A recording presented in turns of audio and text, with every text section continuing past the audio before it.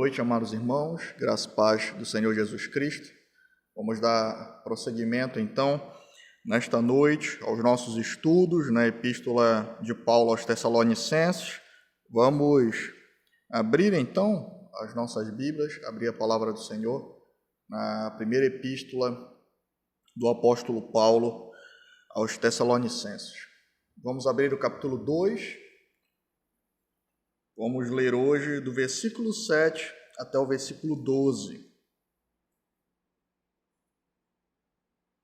Carta de Paulo, primeira epístola aos Tessalonicenses, do versículo 7 ao 12. Em reverência, então, diante do Senhor, vamos ler a palavra de Deus. Antes fomos brandos entre vós, como a ama que cria seus filhos. Assim nós, sendo-vos tão afeiçoados, de boa vontade, quiséramos comunicar-vos não somente o Evangelho de Deus, mas ainda as nossas próprias almas, porquanto nos éreis muito queridos, porque bem vos lembrais, irmãos, do nosso trabalho e fadiga, pois trabalhando de noite e dia, para não sermos pesados a nenhum de vós, vos pregamos o Evangelho de Deus.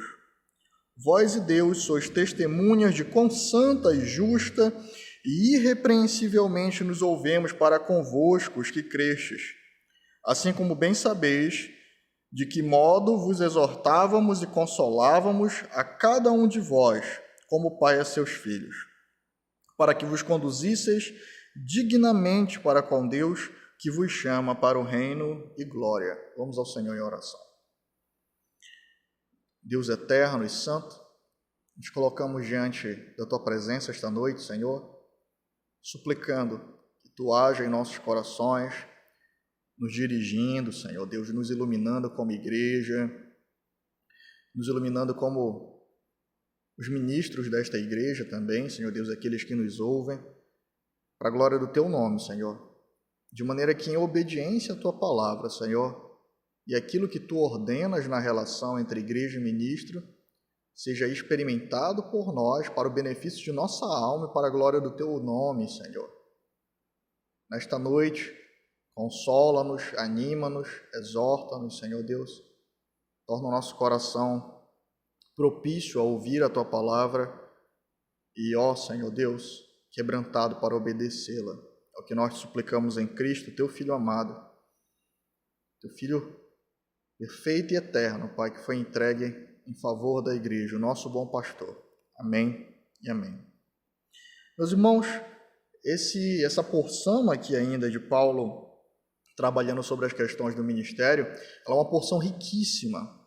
Então, nós vamos trabalhar os versículos 7 ao 12, não somente nesta pregação, mas ainda em mais uma outra. Nós vamos analisar, então, aqui, nessa porção, do 7 ao 12, a atividade pastoral, a postura pastoral e o propósito pastoral. Hoje nós vamos iniciar, então, analisando a atividade pastoral, ou seja, o que o Senhor requer dos pastores e, consequentemente, o que o Senhor requer da igreja com relação aos seus pastores, por consequência da atividade pastoral.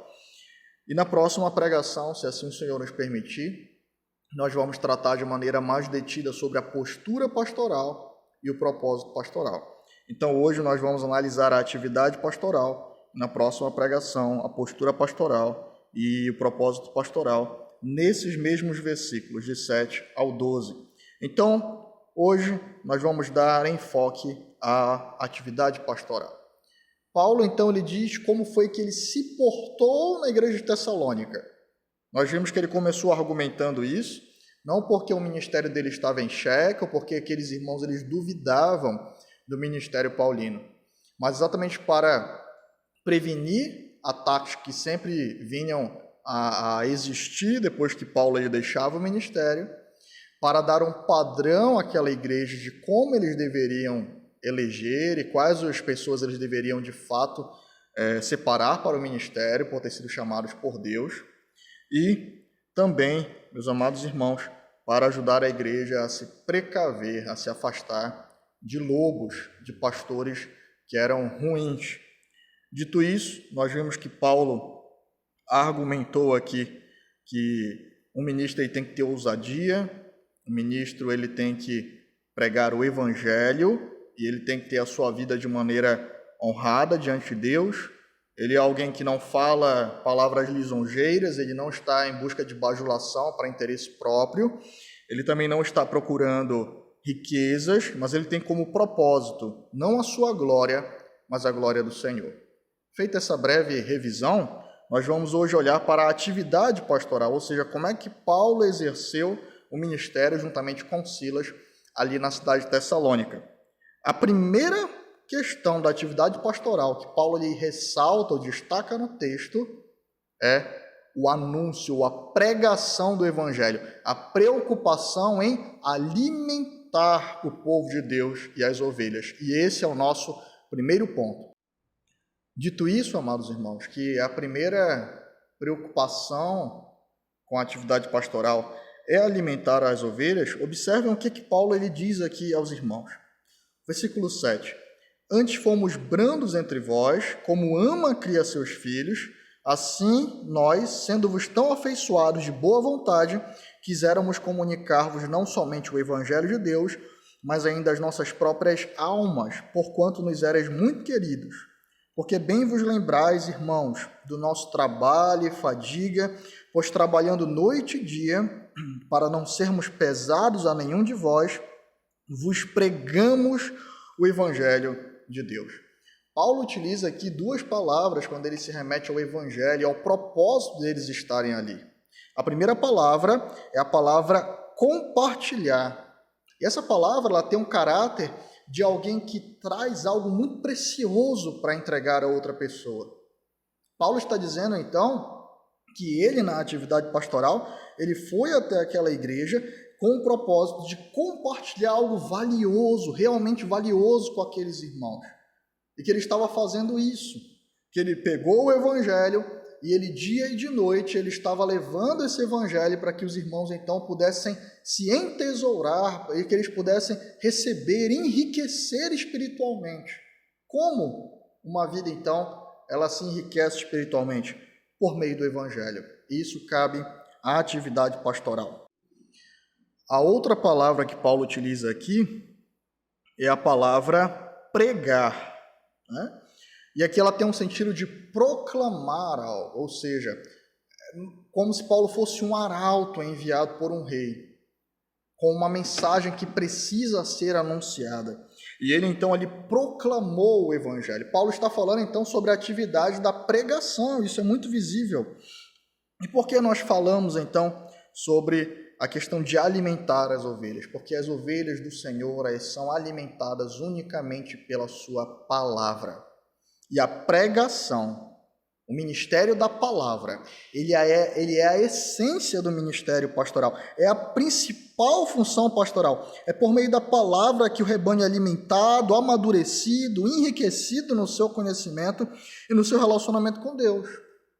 Quando nós abrimos a palavra do Senhor, isso fica muito claro. Nós olhamos para a Escritura e o Senhor ora para que o povo fosse santificado na verdade, e ele diz em João 17, a tua palavra é a verdade. Depois o Senhor diz que ele purifica a sua igreja por meio da palavra. Quando nós lemos Efésios 5, e Paulo está fazendo a comparação entre esposa e esposo, no relacionamento entre Cristo e a igreja. Mas como é que essa palavra ela chega então ao povo de Deus?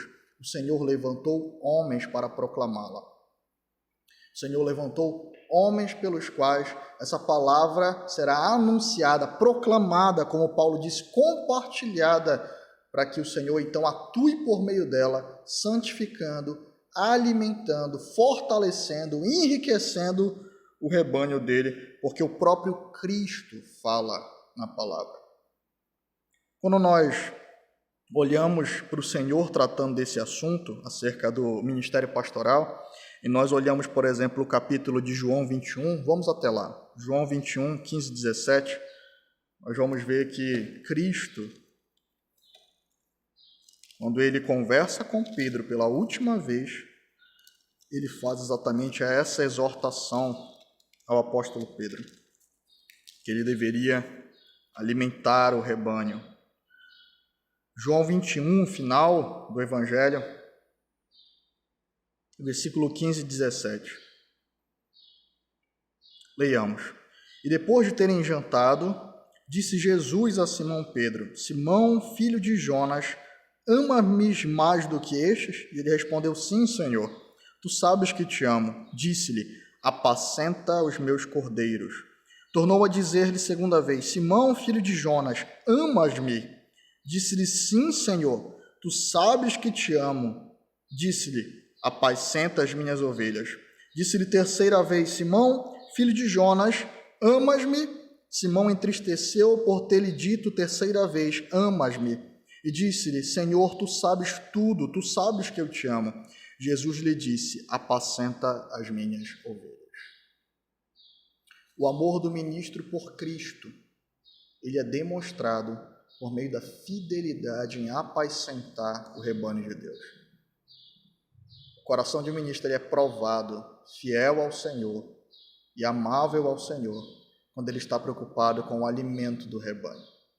A palavra apacentar significa conduzir aos pastos.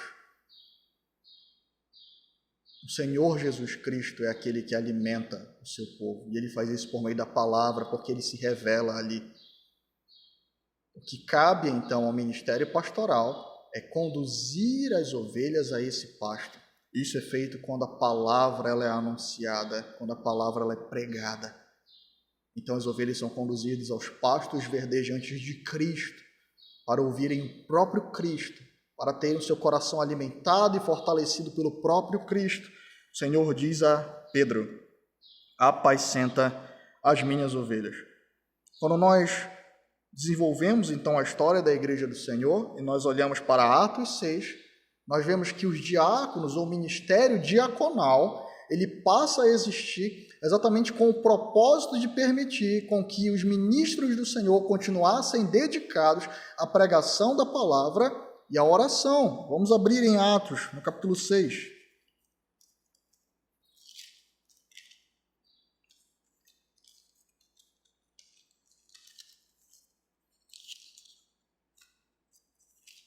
Atos, capítulo 6. Vamos ver aqui o versículo 1.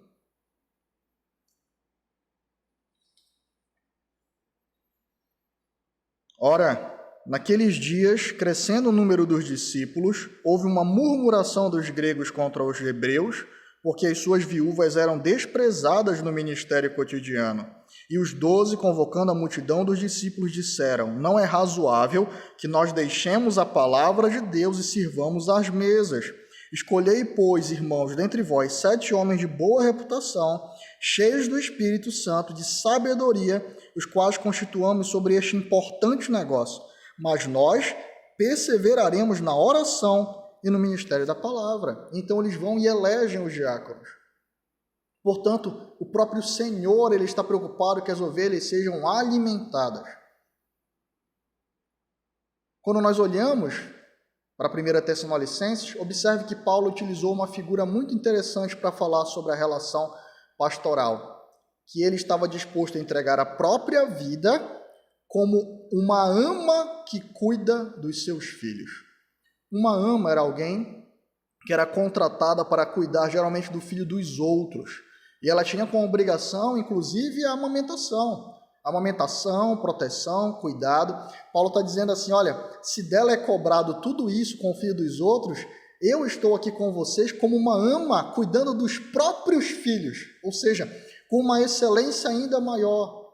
E uma das obrigações de uma mãe para com seus filhos, Paulo está ressaltando isso, é a alimentação. A alimentação. O cuidado, o alento.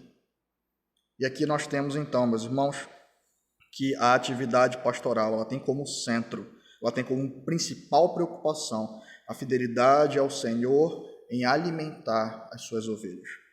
Olhando ainda para a Escritura, quando nós vamos a Atos 20, 17, Paulo chama os presbíteros de Éfeso, os irmãos podem ler posteriormente em casa, e ele exorta que esses ministros eles façam isso também. Ele fala, olha, eu rogo, chamo vocês perante o Senhor para que vocês respondam por vocês e pelo o rebanho. Mas, olhando ainda para as Escrituras, eu gostaria de ler mais um texto com os irmãos que se encontra em 1 Pedro, capítulo 5, 1 e 2. 1 Pedro, capítulo 5, 1 e 2. Aqui, nessa passagem de Pedro, o apóstolo ele vai tratar exatamente sobre o ministério pastoral.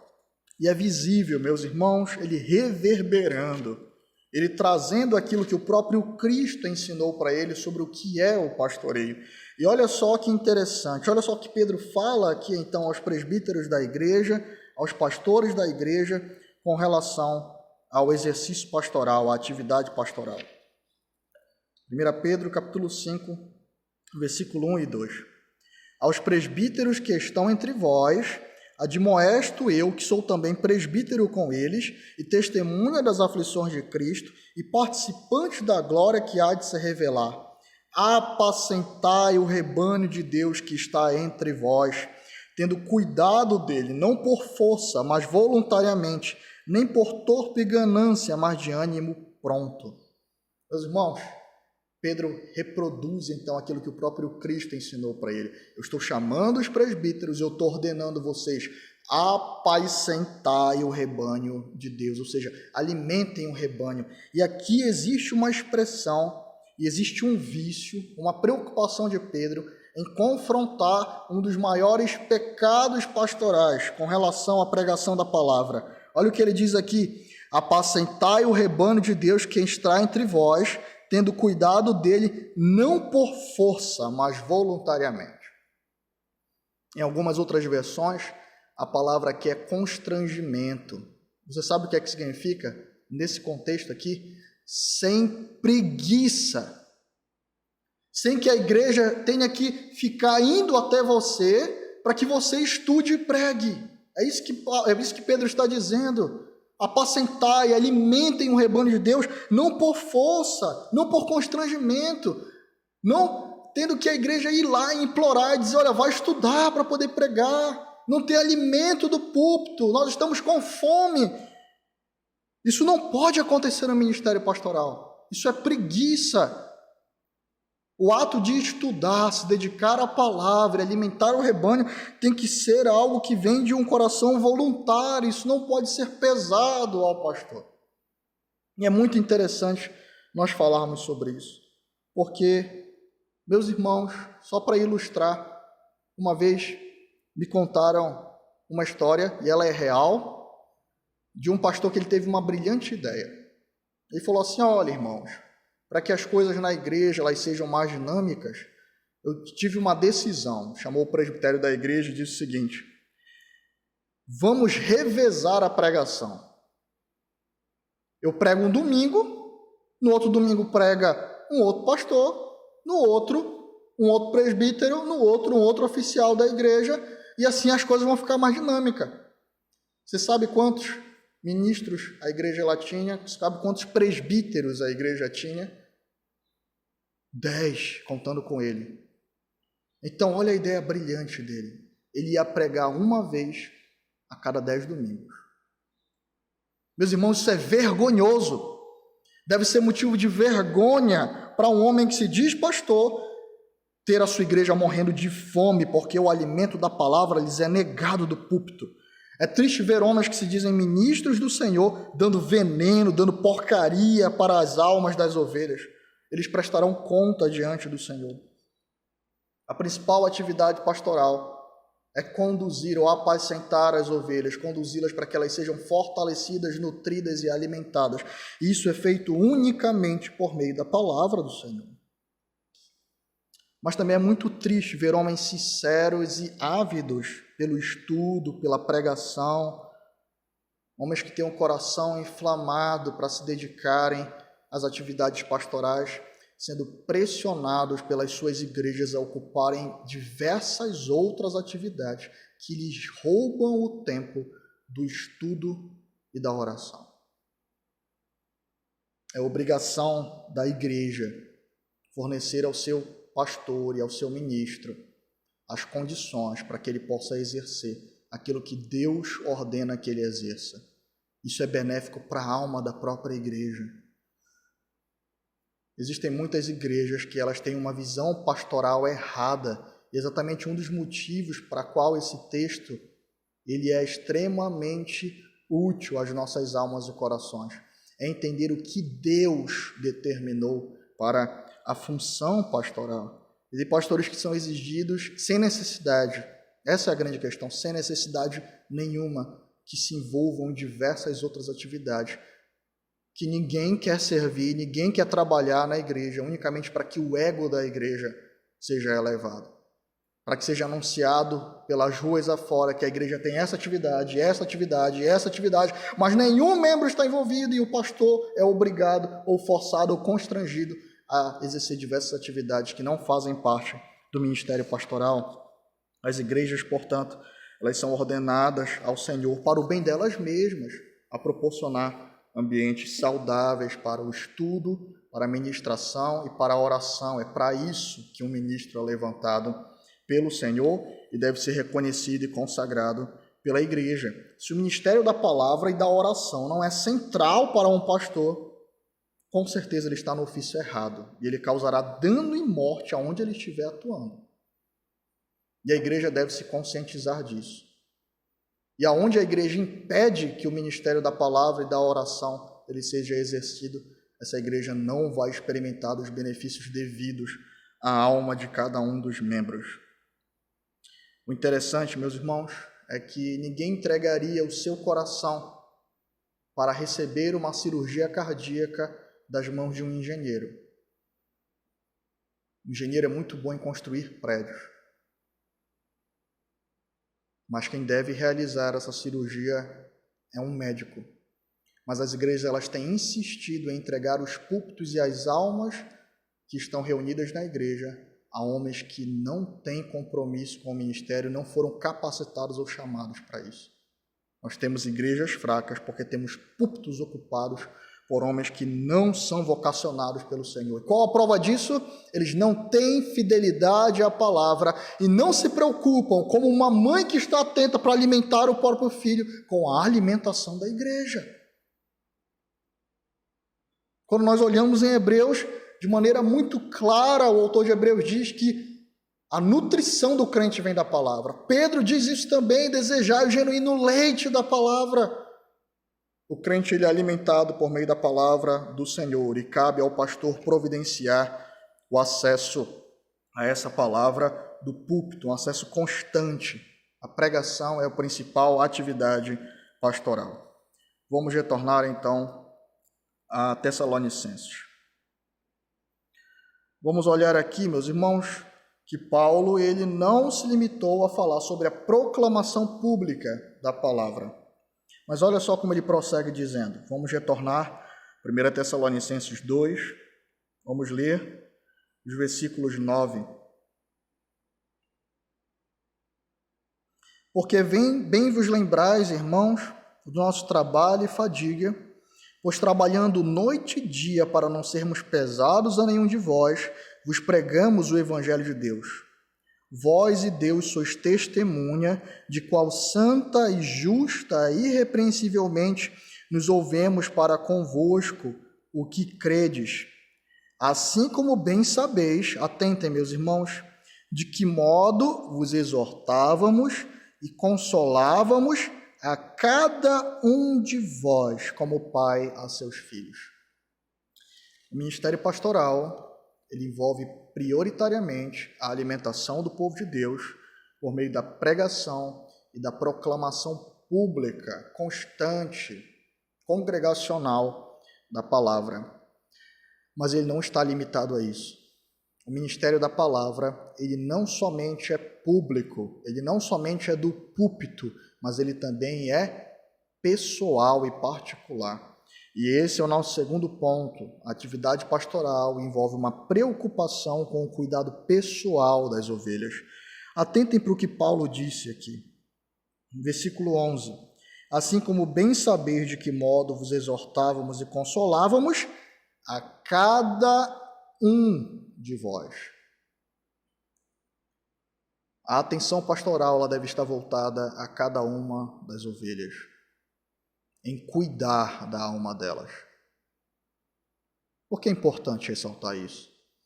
Porque, infelizmente, muitos homens eles têm tido uma perspectiva errada do ministério, de que exclusivamente o ministério pastoral ele está encerrado à ministração pública e ao ensino público da palavra, para a igreja, o ensino congregacional, né? Com toda a congregação reunida e juntos, louvando e ouvindo o Senhor. Isso é essencial, inegociável, mas o ministério da palavra não termina aí, ele se estende de maneira particular a cada coração. Vamos abrir em Atos, no capítulo 20. Atos, no capítulo 20. Vamos ler alguns versículos de exortação de Paulo aos presbíteros de Éfeso sobre como eles deveriam se portar diante do rebanho do Senhor. Atos, capítulo 20. Vamos ler aqui o versículo 17, primeiramente. Atos, capítulo 20, versículo 17. Olha só o que disse a palavra do Senhor. E de Mileto mandou a Éfeso a chamar os anciãos da igreja, ou presbíteros da igreja. Versículo 20. E agora olha só o que Paulo diz a esses irmãos. Como nada que útil seja, deixei de vos anunciar e ensinar publicamente e de casa em casa. Vamos ler o 19, pegar o contexto, né, meus irmãos? Servindo ao Senhor com toda humildade, com muitas lágrimas e tentações, que pelas ciladas dos judeus me sobrevieram, como nada que útil seja, deixei de vos anunciar e ensinar publicamente e de casa em casa, testificando tanto aos judeus como aos gregos a conversão a Deus e a fé ao nosso Senhor Jesus Cristo. Vamos ao versículo 31.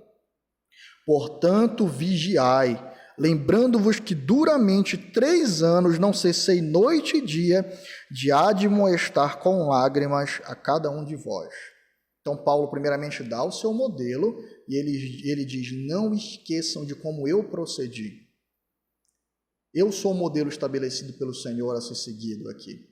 E eu preguei publicamente, como ele mesmo diz, mas também de casa em casa, admoestando a cada um de vós. Cuidar, então, de maneira pessoal, consiste em aplicar as palavras às feridas diárias, às lutas particulares, aos pecados de cada uma da ovelha de maneira pessoal. Isso exige proximidade, conhecimento e uma dedicação constante em pensar sobre os problemas das ovelhas que estão sobre o seu pastoreio para solucioná-lo. A mente pastoral ela é uma mente preocupada com os problemas das almas e desejoso de ver a palavra sendo aplicada a essas feridas para que haja cura, restauração e fortalecimento. Algumas pessoas elas têm entendido muito mal o ministério pastoral. E às vezes, quando o seu pastor está alheio, pensando em alguma coisa, às vezes eles recriminam, olha, pensa demais, ou então está passando por algum problema. Às vezes é um problema pessoal do pastor, mas muitas vezes a nossa mente ela está inclinada em como o problema daquela ovelha ou daquela alma que nós estamos observando e nós vivemos para Deus, para cumprir esse propósito, ela está precisando da aplicação da palavra. Demanda uma preocupação íntima, pessoal, constante. O pastor deve ser acessível às ovelhas. O pastor deve estar acessível a ministrar pessoalmente a elas. Ele deve se preocupar com o estudo, isso é central ao ministério, para que ele ministre a palavra, mas também para que ele ministre essa palavra particularmente a essas ovelhas.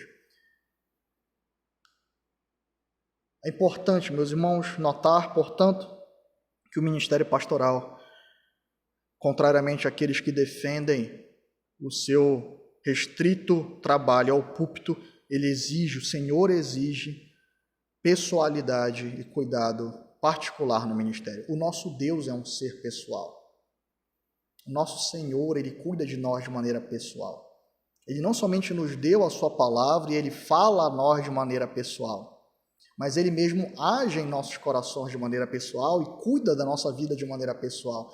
Portanto, se o pastorado ele deve ser um reflexo do próprio ato de Deus em favor do seu povo, o pastor de Israel, Cristo, o bom pastor, ele também envolve pessoalidade e cuidado particular no ministério. Vamos voltar à epístola de Tessalonicenses, no capítulo 2.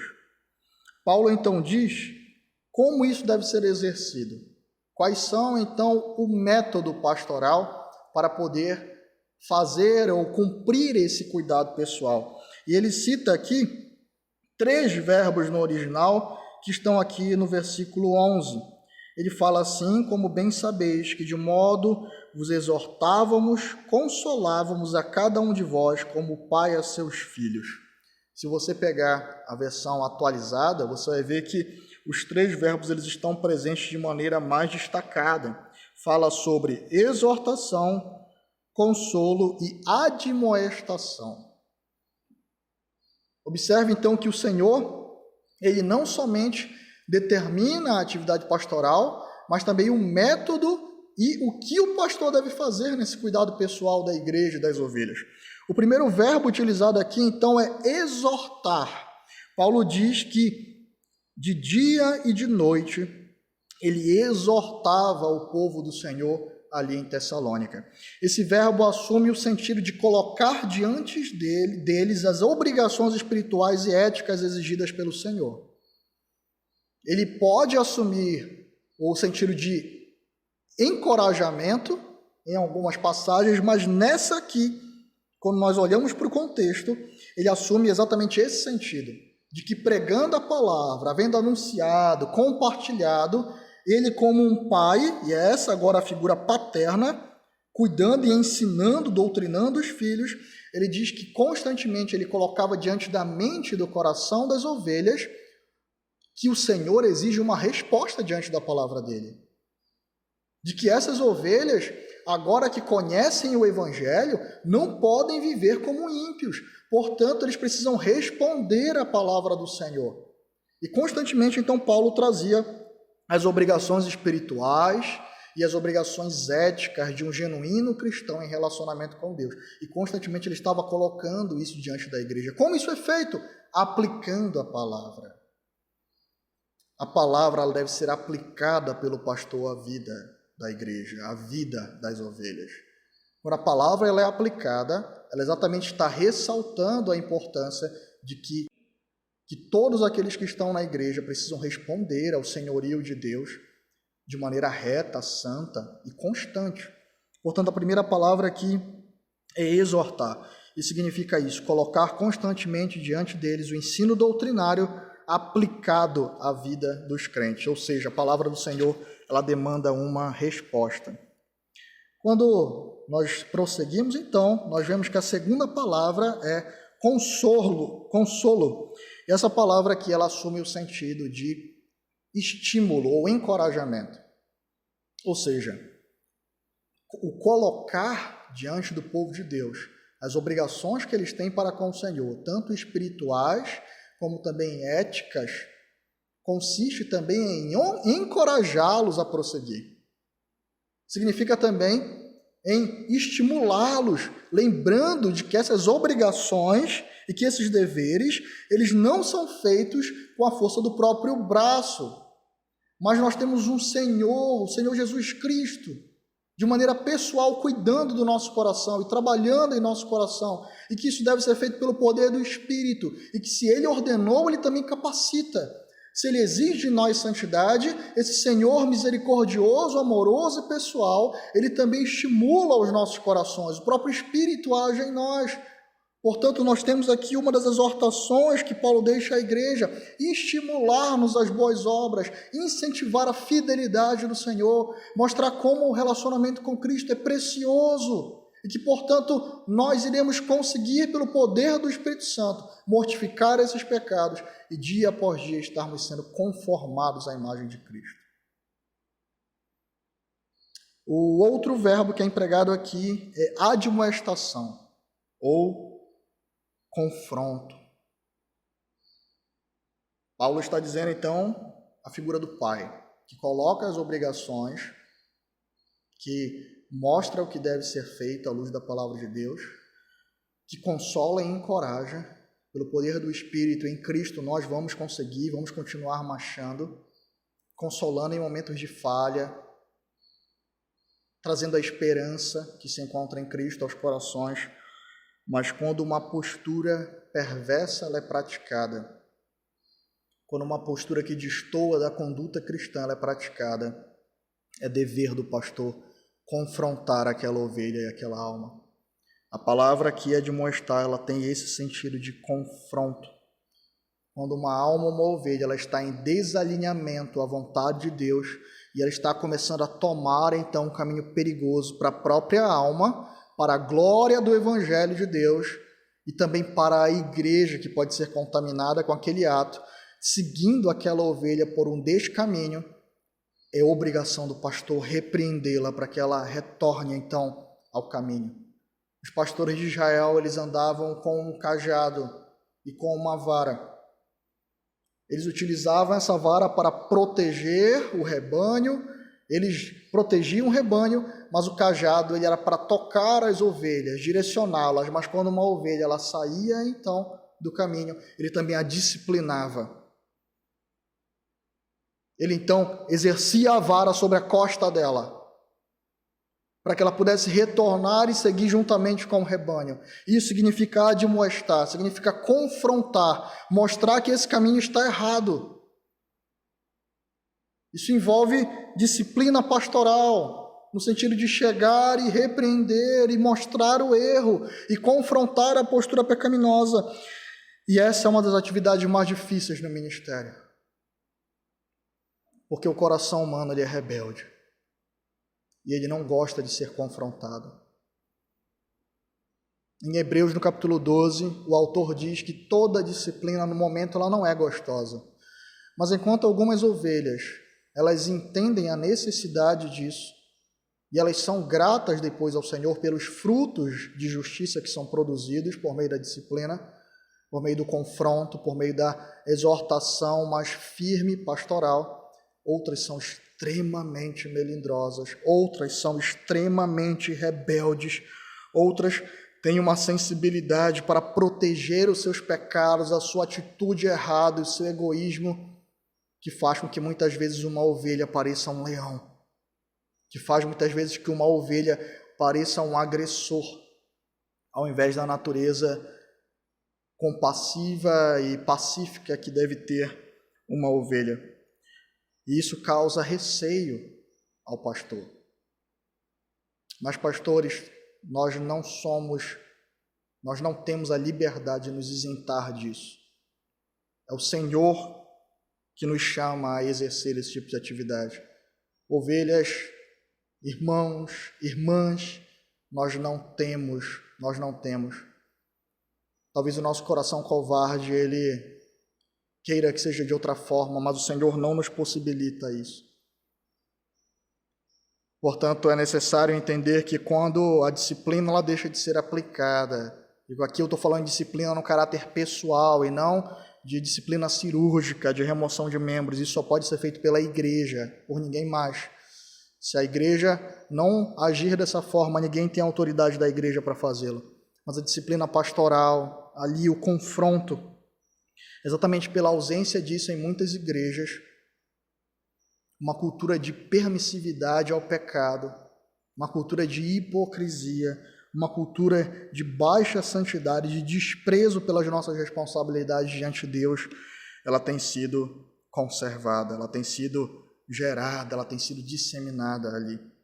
Portanto, não podemos ser negligentes, os pastores não podem ser negligentes também nesse ponto. Portanto, nós temos a apresentação do Evangelho e a ênfase de que ele exige uma resposta do coração, o encorajamento desse coração e o consolo desse coração a prosseguir, mas quando ele age de maneira perversa, quando ele quebra a conduta cristã e ele começa a trazer dano à própria alma e à igreja, indo por um descaminho, por um caminho falso, por um desvio para o bem da alma, ele precisa ser confrontado e chamado, então, ao retorno aos padrões do Evangelho. Eu gostaria de destacar que isso tem a centralidade no próprio Evangelho. Portanto, eu gostaria de finalizar falando sobre um instrumento pastoral. O instrumento pastoral é o Evangelho de Cristo. Não tem como exercer o trabalho pastoral sem o Evangelho. Se nós fizermos isso, nós estaremos cometendo os pecados e os erros que Pedro alerta, dominando a igreja para os próprios interesses, dominando a igreja para os próprios quereres. Não é a opinião do pastor que tem que ser apresentada no aconselhamento, não são os desejos do pastor a qual a igreja deve estar submissa. Em tudo que Paulo está dizendo, ele diz logo no início: nós compartilhamos e pregamos a vocês o Evangelho.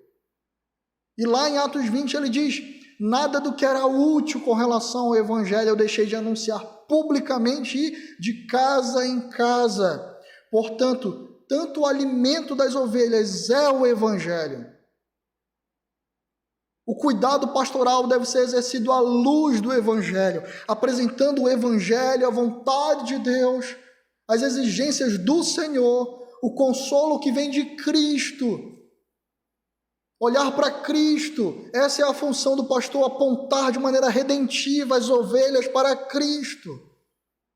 E o confronto deve ser feito com um caráter paternal, firme, mas ainda compassivo, desejando que aquela alma ela seja revertida do erro, para a proteção dela e glória de Deus, de acordo com o que a Escritura determina. O Evangelho é o centro do ministério pastoral e da igreja. E por ela ser o centro da vida cristã, o centro de todo o cosmos, o centro da igreja também é o centro do ministério pastoral. E o pastor, ele não pode exercer o ministério se cada um dos seus pensamentos, conselhos e palavras não estiver fundamentada no Evangelho. Paulo diz de maneira muito clara aqui: o Evangelho, ele é o instrumento, o Evangelho é o meio, o Evangelho é o foco. É assim que um pastor deve agir. A sua atividade, ela está limitada e fundamentada na palavra. Portanto, nós não podemos ir além do que a palavra determina também, pastores. Isso é muito importante. Sabe por quê? Porque mesmo que você pregue e você esteja fazendo isso de maneira fiel, mesmo que um pastor tente cuidar pessoalmente da ovelha, exortando, ensinando, consolando e admoestando, nós temos um limite. O Senhor, ele não nos deu a autoridade de agir com aquilo que somente Ele pode fazer.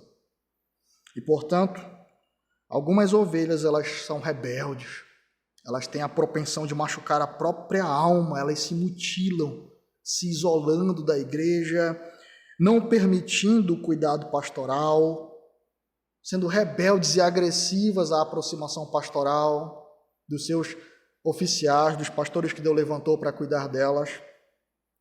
E o pastor não tem autoridade para agredir essa ovelha e forçá-la a alguma coisa. Portanto, então, o que fazer? O que fazer, pastores?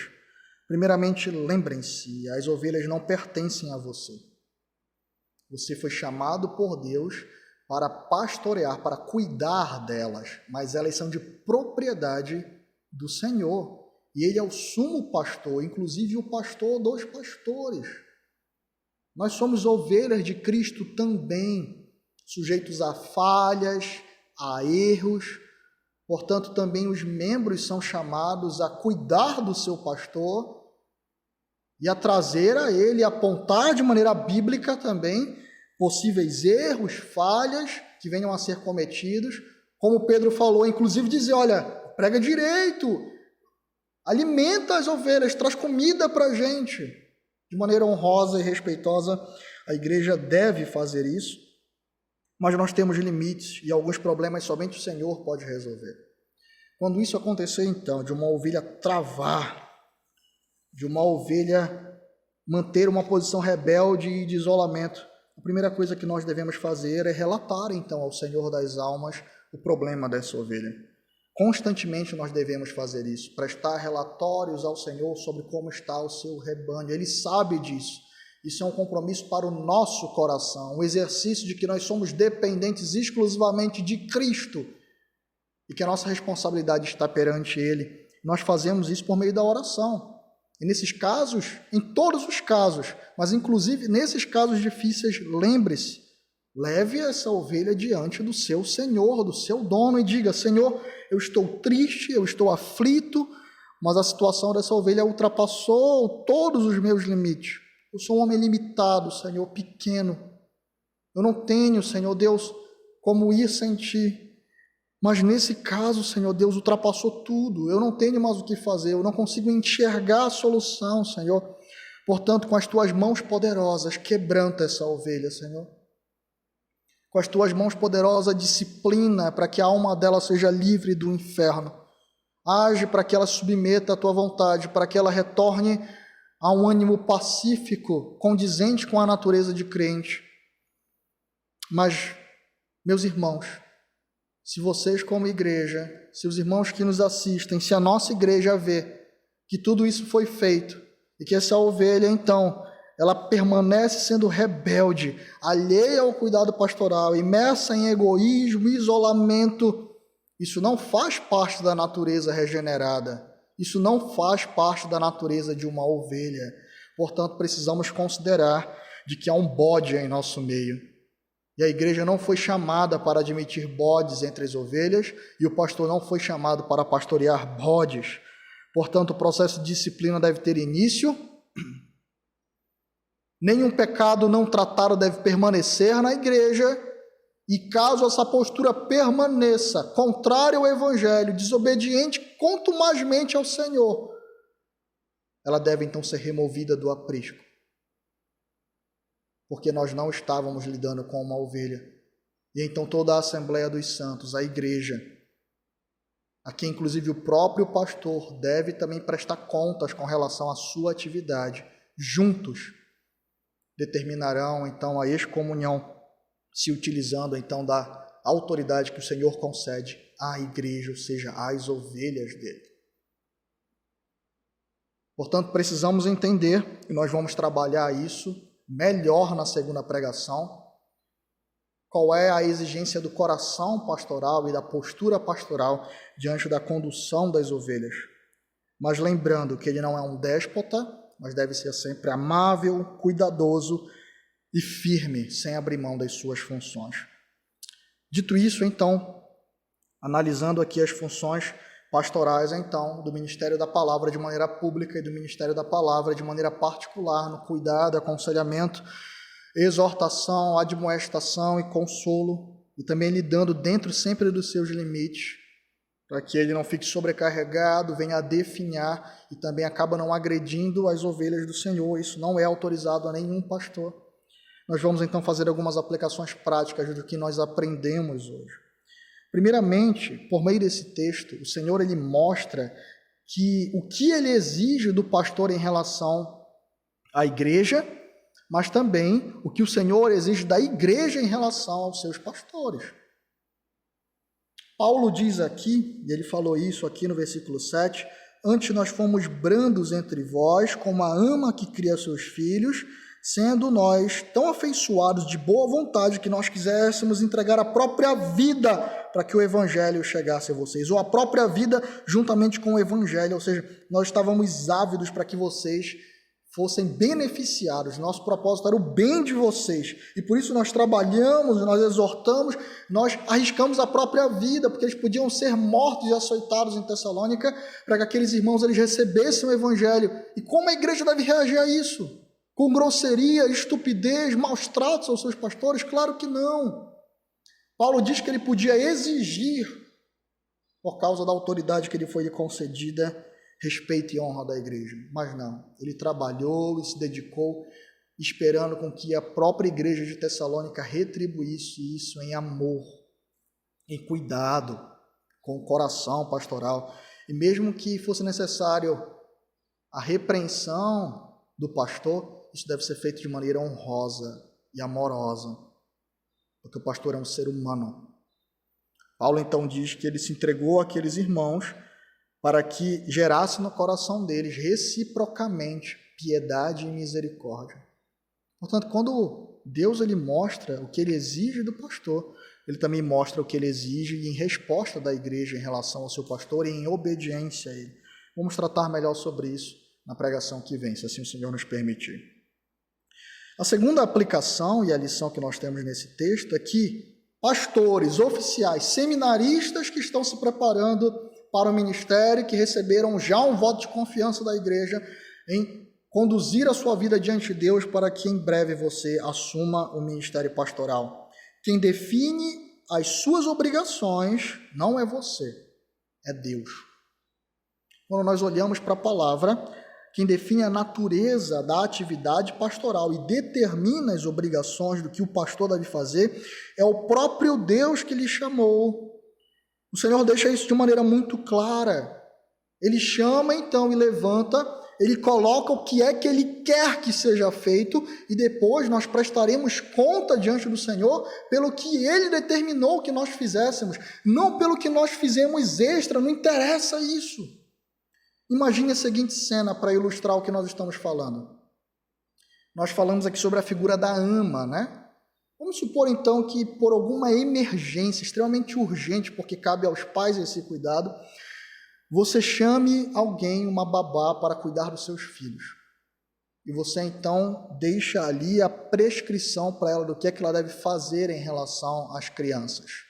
Questão do horário de alimentação, o que eles podem ou não podem comer, aquilo que causa dano à alma, ao corpo deles, ao físico deles, o adoecimento, alguma questão alérgica, e você deixa isso tudo muito bem prescrito. E quando você volta para casa no final do dia, então, tendo resolvido a sua emergência, você encontra os seus filhos doentes, machucados e com fome. E aí você percebe, então, já com o coração ali constrangido por essa situação, que a casa ela está toda pintada. E você toma um susto, mas o que aconteceu aqui? E você chama a babá, você chama e ela se apresenta diante de você. E você fala, o que aconteceu com meus filhos? E ela diz, eu achei que a casa precisava de uma pintura, então eu me empenhei com toda a excelência em pintar essa casa. Como você vai reagir diante disso? A vida dos seus filhos foi abandonada e negligenciada por causa da loucura dessa mulher. A mesma coisa se dá aqui. Quem define a função pastoral e o que o pastor deve fazer em prol do povo de Deus, para a glória do nome dele, é o próprio Senhor. Portanto, não interessa quais são as suas habilidades extras.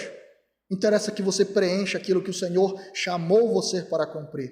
Porque no dia que Ele lhe chamar para prestar conta diante dele, das almas que Ele colocou sobre a sua responsabilidade, Ele não vai querer saber o que você fez além do que Ele ordenou a você. Mas a terceira aplicação aqui, ela nos remete também à igreja. Não é a igreja que define a natureza da atividade pastoral.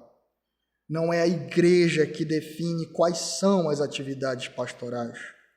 Quem define isso é Deus. Portanto, assim como não é o pastor que define as suas atividades, ele não está ali para manifestar o seu querer, os seus desejos, mas para obedecer a Deus em favor do povo dele. Não é a igreja que define quais são as atividades pastorais. Isso precisa ser entendido urgentemente, porque existem membros extremamente egoístas.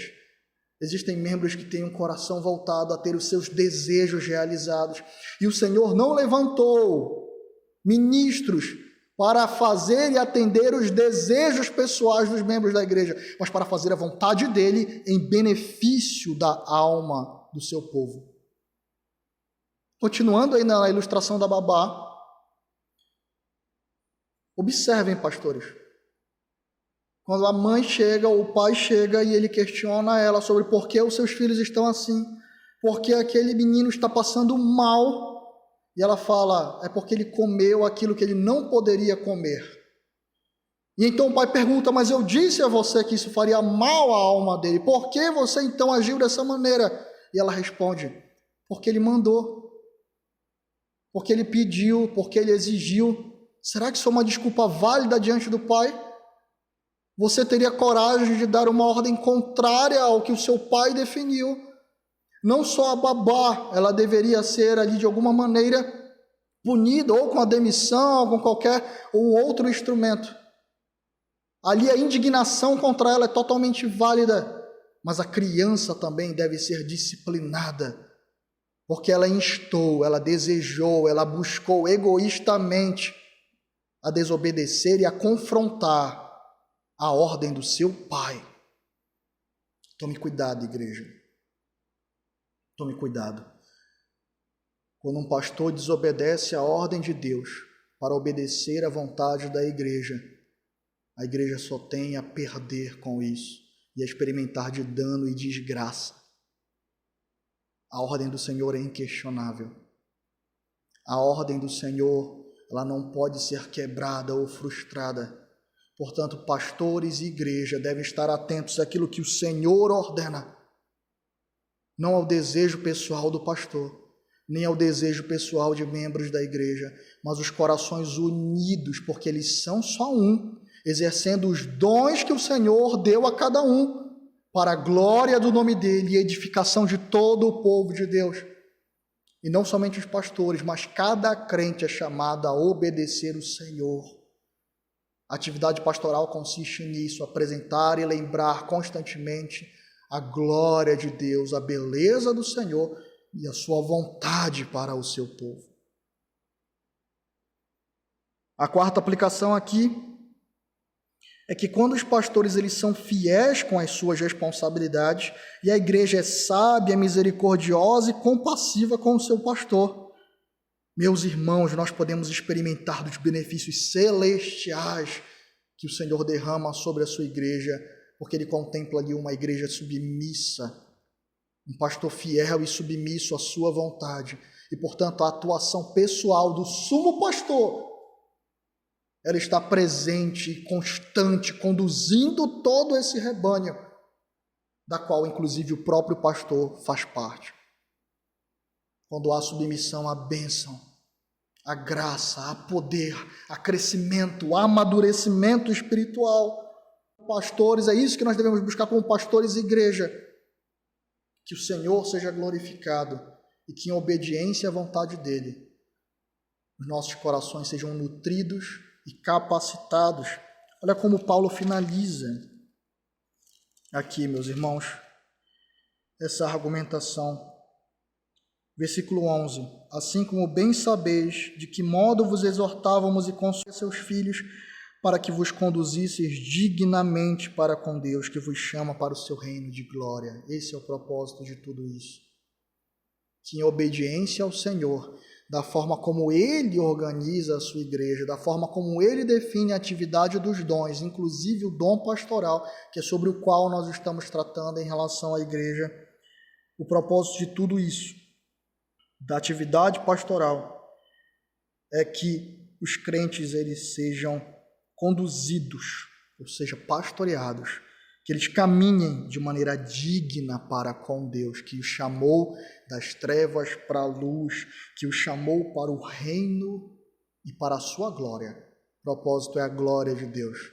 Mas se o Senhor permitir, amados irmãos, vamos tratar de maneira ainda mais profunda sobre isso na próxima pregação. Hoje o nosso foco era tratar sobre a atividade pastoral e na próxima trataremos sobre a postura pastoral. Em que postura o pastor deve conduzir tudo isso com relação à sua vida pessoal e com relação ao seu sentimento e envolvimento com os membros e com os seus irmãos da igreja, e qual é o propósito disso, né? Como é que isso se desdobra para a glória de Deus. Amém? Vamos então ao nosso Senhor em oração. Pai amado e querido, Deus eterno e santo, te agradecemos pela tua palavra, Senhor, porque ela nos conduz, Pai, por cada assunto, Pai, que é precioso a Ti, Senhor. E esse assunto é precioso a Ti, Senhor, porque nós estamos falando sobre almas, Senhor Deus, nós estamos falando sobre o Teu povo, aqueles por quem Cristo morreu e comprou de maneira preciosa, Senhor. Comprou, pagou pelo próprio sangue, ó Deus, um valor inestimável, Portanto, que Tu traga esse temor ao coração, Pai, dos pastores. Tu traga, Senhor Deus, o entendimento de que Cristo morreu pelo povo, Senhor Deus, a qual Tu levanta, do qual Tu levanta, Pai, do meio do qual Tu levanta o dom pastoral, Senhor Deus, é por favor do Teu povo e para a glória do Teu nome. Que isso não saia, Pai, dos corações e da mente dos pastores, Senhor, nós te suplicamos. Te pedimos também pela igreja, Senhor, que haja uma compreensão submissa, Senhor, que todo orgulho seja retirado, Pai, que toda rebeldia, que todo maltrato, Senhor, que toda a mesquinhez e o egoísmo de querer ser agradado e de usar, Senhor Deus, o ministério pastoral para isso seja retirado, de maneira que eles entendam que afrontam a Tua própria ordem quando isso é feito e que isso não traz bem nenhum, Pai, mas somente mal, Senhor Deus, para a igreja e dano, Senhor Deus, e escândalo. Livra-nos disso, Senhor. Nos conduz como igreja a termos um relacionamento bíblico, Senhor Deus, e santo, ó Senhor Deus, em submissão à Tua palavra, para que todos nós, como Tuas ovelhas, Senhor Deus, tanto as ovelhas que Tu levanta para o ministério pastoral, como as ovelhas que Tu levanta, Senhor Deus, com outros dons também para a edificação do corpo e do próprio pastor, todos nós estejamos juntos, Senhor Deus, caminhando para a glória do Teu nome. Esse é o propósito. O que nós pedimos em Cristo e desde já Te agradecemos, Senhor. Amém e amém.